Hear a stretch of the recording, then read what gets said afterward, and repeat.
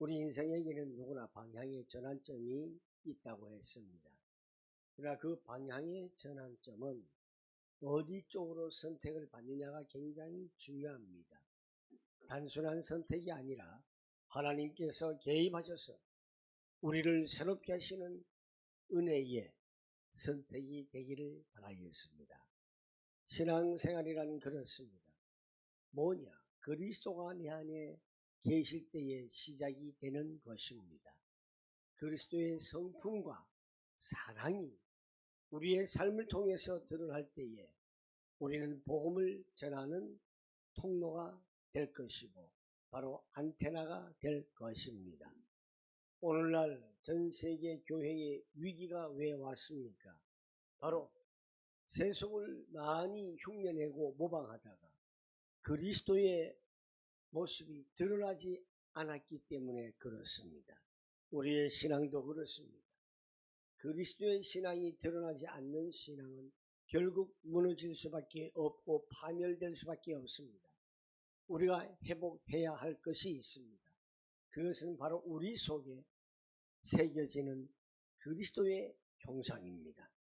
우리는 과거의 삶을 이젠 벗고 사람의 인정받는 것보다 하나님의 부르심에 따라서 복음을 전하는 새 사람으로 살아가야 합니다. 우리의 사역도 그렇고 헌신도 결국 내 속에 그리스도를 드러내는 삶이라는 것을 우리 지난 한 주간의 언약을 붙잡았습니다. 오늘 말씀, 많은 사람들은 자신이 변화가 되었고 저 사람의 사역이 정말 사람들이 인정을 해주는 것과 연결되어야 된다고 생각을 하고 있습니다. 그러나 사도 바울은 오늘 갈라디아서에서 분명히 말합니다. 바울의 사역은 사람에게서 난 것이 아니라 하나님께로부터 온 것이다 라는 것입니다. 갈라디아 교회에는 바울이 전한 복음 그 이외에 다른 복음, 즉 율법을 강조하고 율법을 꼭 지켜야 한다는, 그래야 구원의 조건이 갖춰진다는 것으로 거짓 교사들이 들어와서 성도들을 많이 미혹하고 있습니다. 이에 바울은 갈라디아서 1장 11절과 12절 말씀에 나와 있습니다. 자신의 사도직과 자신의 전한 복음이 사람에게서 난 것이 아니라 오직 예수 그리스도의 계시로 말미암았음을 강력하게 변호하고 있습니다. 오늘 본문은 사도 바울이 예루살렘을 방문한 이야기를 기록하고 그가 회심을 한 그 이후에 첫 사역의 시기를 보여준 매우 중요한 단락입니다. 바울은 어디에서 주님을 만났습니까? 다메섹에서 만났습니다. 그리고 바로 사도를 만난 것이 아니라 어디로 갔다 그랬지요? 아라비아로. 아라비아에서 3년을 보내고 그리고 베드로를 만나려고 예루살렘에 올라갑니다. 그러나 베드로를 못 만났습니다. 누굴 만났습니까? 안드레를 만났죠. 아라비아로 간 이 3년 우리에겐 굉장히 중요합니다. 이 3년이란 공백은 그게 허무한 공백이 아니라 하나님께서 바울을 새 사람으로 만드는, 빚어내는, 준비시키는 시간이었습니다. 하나님께서 쓰임을 받는 사람은 언제나 은혜로 부르심을 받고 그 다음에 중요한 것 내면 기품의 준비란 두 단계를 거칩니다. 오늘 우리는 바울의 모습을 통해서 하나님께 쓰임받는 사람은 어떻게 준비되었는가, 그리고 그 사역은 누구로부터 시작이 되어야 하는가, 어떻게 하나님의 영광을 위해서 살아가게 되었는지를 오늘 함께 살펴보려고 합니다. 첫 번째로 18절, 하나님의 사람은 기품 속에서 준비가 되어집니다. 그 후 3년 만에 내가 게바를 방문하려고 예루살렘에 올라가서 그랬죠. 바울은 예수님을 만난 후 곧장 사역을 하지 않았습니다. 사도들과 교류도 하지 않았습니다. 3년 후에야 베드로를 만나러 예루살렘에 올라갔지만 못 만나고 단 15일간 머물렀습니다. 그는 세상에서의 명성과 자기가 가지고 있는 학식을 다 내려놓고 광야의 시간을 가졌습니다. 하나님 앞에서 완전히 빈 털터리의 시간을 가졌습니다. 그곳에서 그는 자신이 누구이며 내가 누구이며 복음이 무엇인지를 굉장히 깊이 깨닫게 되는 시간이었습니다. 하나님은 언제나 공동체에 보내기 전에 사람을 내면에서 빚으신다는 사실을 우리는 아셔야 합니다. 모세에게는 40년의 미디안 강야가 있었고요. 또 다윗에게는 오랜 시간의 목동의 시간이 있었으며 예수님께서도 공생의 전에 30년이라는 깊은 시간이 있습니다. 우리의 삶도 마찬가지입니다. 기쁨의 시간은 실패가 아닙니다. 내가 과거에 얼마나 가난했으며 얼마나 못 살았다, 얼마나 힘들었다 이렇게 생각하는 것은 아닙니다. 이것은 하나님이 나를 쓰시기 위해서 기쁨의 시간을 주셨다는 것으로 전환되기를 바랍니다. 여러분 다 잘 살았겠지만 우리 원옥군 권사님 어릴 때 잘 사셨어요. 제가 그 집안을 주변에서 들어서 알아요. 저도 그래요. 여러분 TV 맨 처음 나왔을 때가 언제인지 아세요? 여러분 있었어요? 없었잖아요. 전 있었어요. 우리 원로 목사님과 우리 양승도님 그리고 우리 박춘덕 강유사님 빼고 제가 우리 원근사님 빼고 제가 61년생이니까 그때에 맨 처음 TV 나왔을 때 없었어요.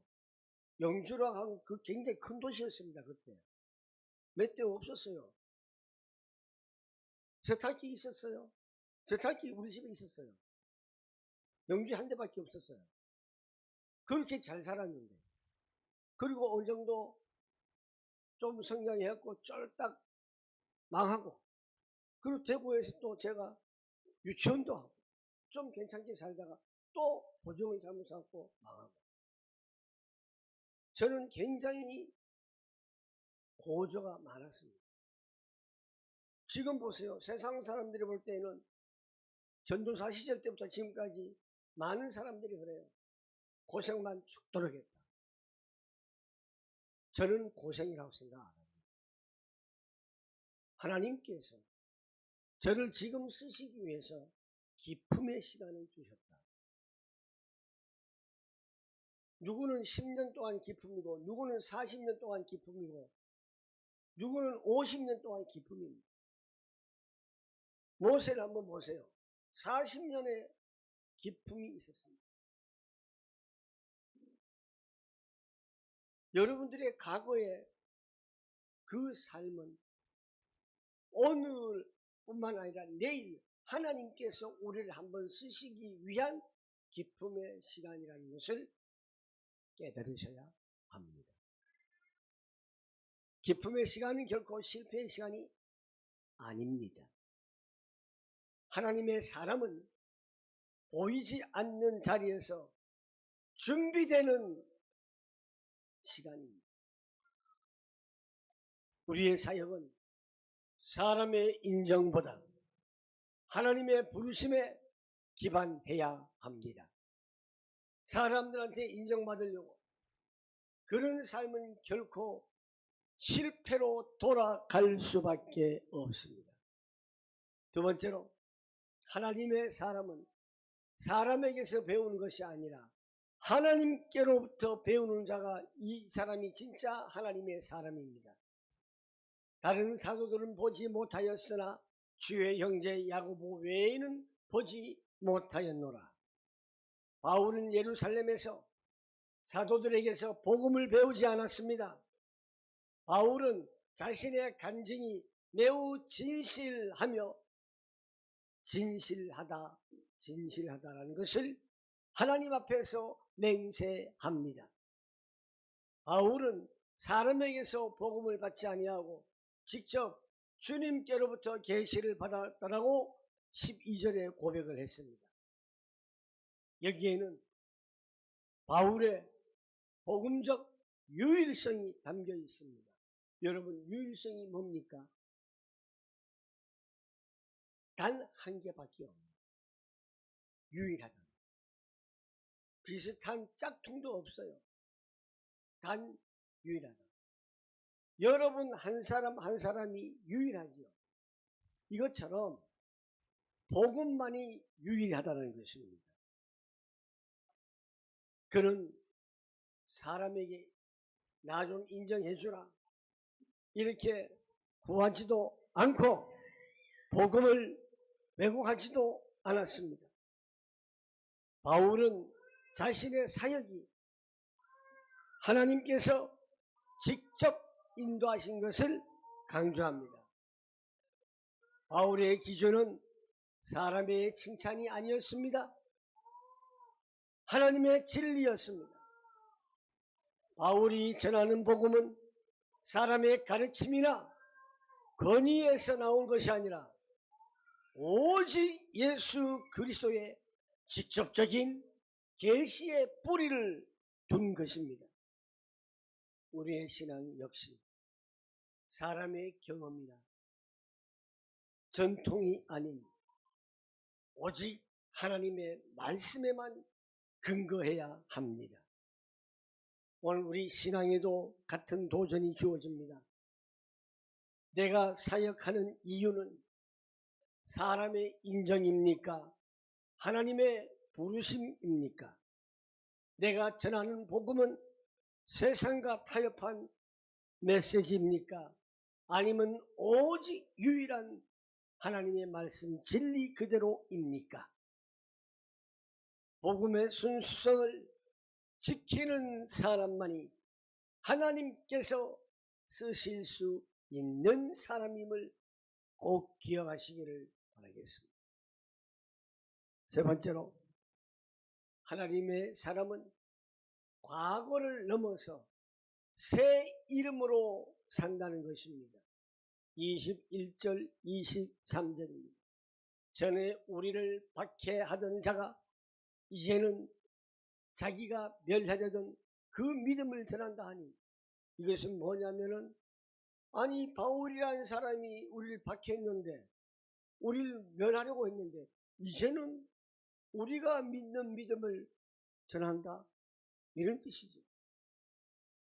바울은 회심한 이후에 수리아와 길리기아 지방으로 다니면서 복음을 전했습니다. 바울의 각오는 어땠습니까? 교회를 핍박했습니다. 유대에 있는 교회들을 모든 사람들이 바울을 직접 보지는 못했지만 바울이 변화된 삶을 살았고 있다는 것을 소문으로 듣고 있었습니다. 바울이 회심했을 때에 많은 사람들은 바울을 믿지 않았습니다. 쇼하는 거 아닌가. 그러나 하나님은 바울의 과거를요 덮지 않으셨어요. 바꾸셨어요. 뭘로? 복음을 전하는 증거자. 과거를 덮지 않고 증거로 바꾸셨습니다. 바울의 인생은 박해자였습니다. 이제는 사도로 바뀌었습니다. 율법의 종이었습니다. 이제는 은혜의 종이 되었습니다. 완전히 뒤바뀌었습니다. 이 소식은 곧 복음의 능력을 증명하는 가장 확실한 증거였습니다. 아주 극렬한 박해자가 회심하여서 생명을 걸고 복음을 전파하는 모습보다 더 강력한 증거는 없었습니다. 하나님은 우리의 과거도 사용하십니다. 그리고 그 과거를 그대로 쓰는 것이 아니라 그 과거가 변해서 새로운 이름으로 주신다는 사실.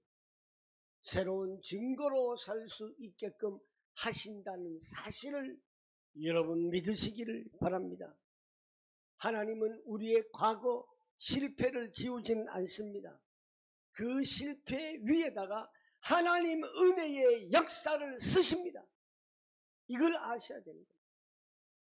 우리의 삶도 그렇습니다. 죄와 상처로 얼룩지고 흔적이 있는 것조차도 주님 안에서 복음의 간증으로 바뀔 수 있습니다.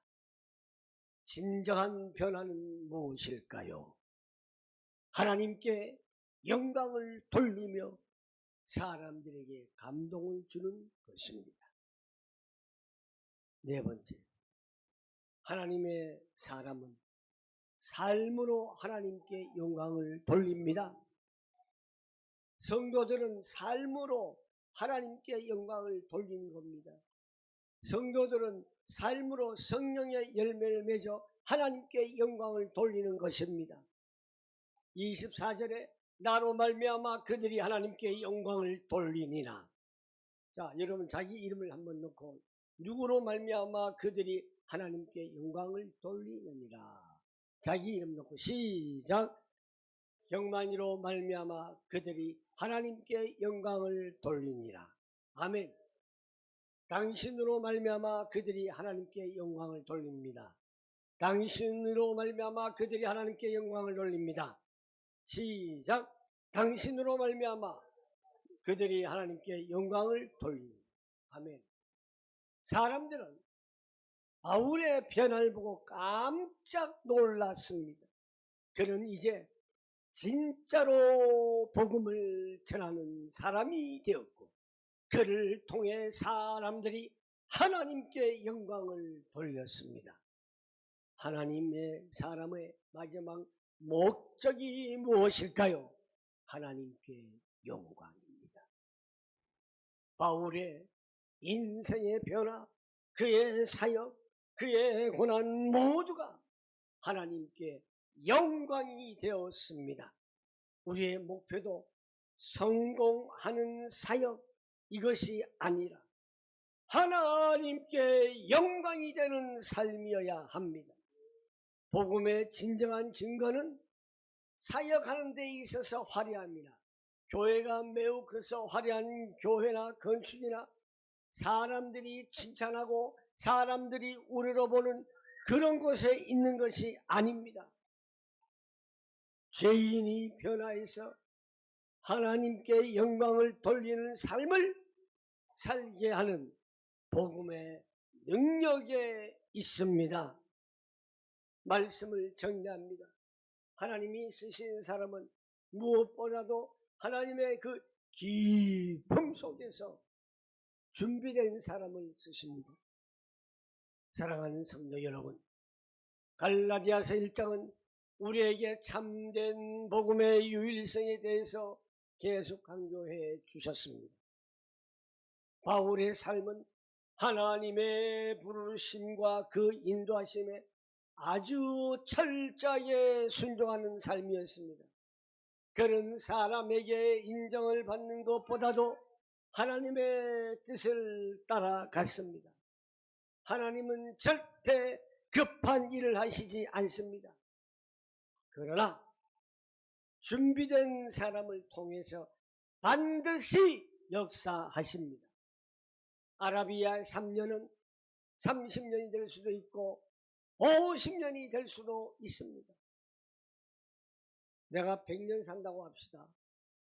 99년 동안 나를 기쁨의 시간이 될 수도 있습니다. 단 하나님께서 하루를 사용하시기 위하여서도 90년을 기쁨의 시간을 주실 수 있다는 것을 우린 잊지 말아야 합니다. 10년 동안 기쁨의 시간에서 90년 동안 하나님께 영광 돌린 그 숫자는 어마합니다. 그러나 99년 동안 기쁨에서 1년 동안 하나님께 영광 돌린 시간은 짧습니다.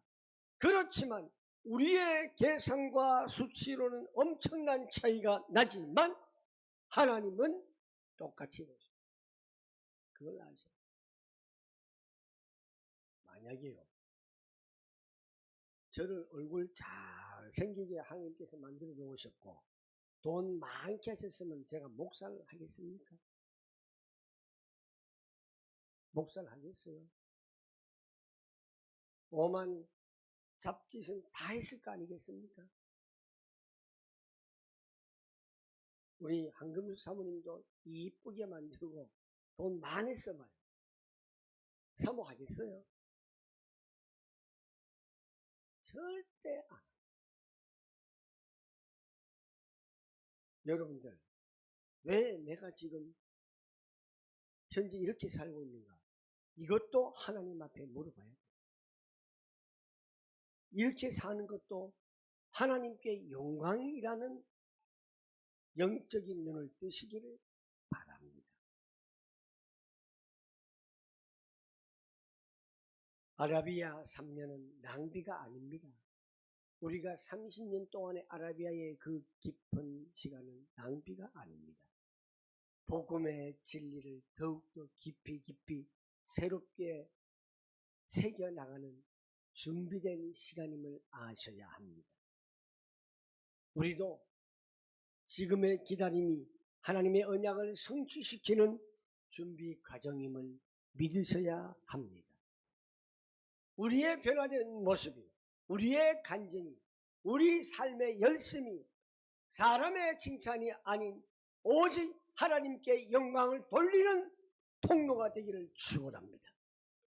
과거에 나는 죽고 이제 그리스도 안에서 새롭게 된 우리를 보면서 세상이 하나님께 영광을 돌리게 합시다. 오늘 하나님은 우리에게 물어보십니다. 너는 지금 준비되고 있느냐? 너의 사역은, 너의 삶은 사람을 위한 것이냐? 나를 위한 것이냐? 즉 하나님을 위한 것이냐? 이렇게 묻고 계십니다. 하나님은 언제나 기쁨 속에서 정직하게 자신을 다듬은 사람을 들어 쓰십니다. 우리 모두 바울처럼 나로 말미암아 하나님께 영광이 돌려지기를 간절히 소망합니다. 24절 말씀 기억해야 합니다. 그들이 나로 말미암아 하나님께 영광을 돌리니라.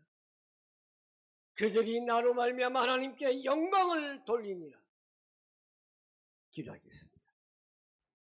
하나님, 바울처럼 우리도 사람들에게 인정받는 것보다 하나님께 인정받고 하나님의 은혜로 부르심을 받아 즉각 순종하는 삶을 살게 하옵소서.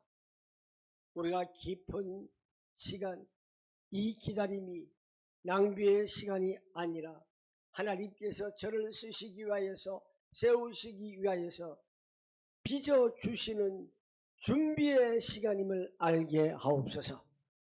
우리의 변화된 삶을 통해서 온 세상이 하나님께 영광 돌리게 하옵소서. 예수님의 이름으로 기도하옵나이다. 아멘.